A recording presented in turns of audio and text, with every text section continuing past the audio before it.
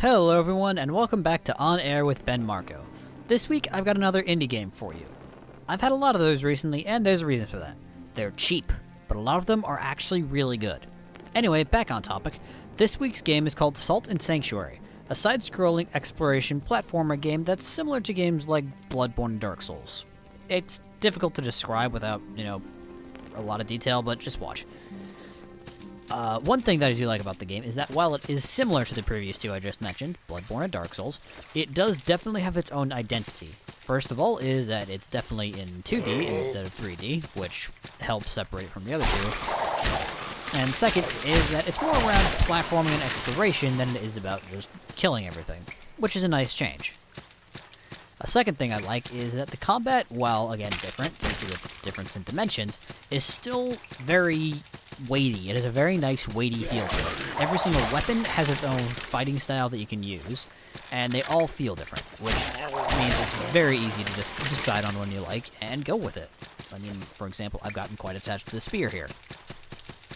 The game also gets its name from two of the elements in the game. Sanctuary, where you saw me start, it's a safe zone, and Salt, which is a form of currency you get from killing monsters, which you can use to upgrade and buy new weapons and gear.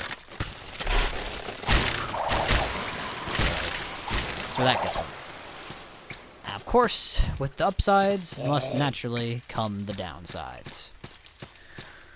One of the biggest downsides is that the combat, despite being fun, isn't very difficult.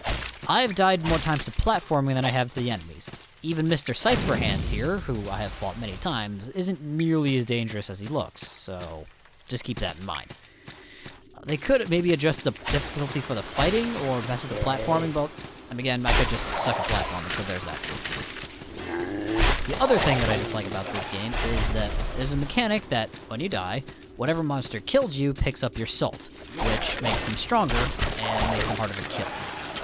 It's an interesting mechanic, and Bloodborne has one similar to it. But the downside is that it also applies to bosses, which means if you died to a particularly difficult boss, you get to try it again with the boss even stronger than it was last time. So, it's better on paper than in practice. Again, it's an interesting idea. It's just, it could use a little bit of sussing out before they do that kind of stuff more. Anyway, would I recommend Salt and Sanctuary? Yes, I like it a lot. But I would add a bit of a thing onto it, is that I would really only get it if you like challenging games. It's, again, in the same line as Bloodborne and Dark Souls, so it's not going to be easy. It is, however, cheap, running $15 to $20 currently on PlayStation Network, so if you up for a challenging game but low on budget, go for it.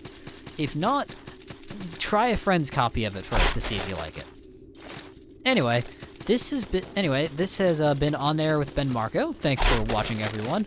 If you have any comments, just email me at bengamer24@gmail.com, and I will see you all next time.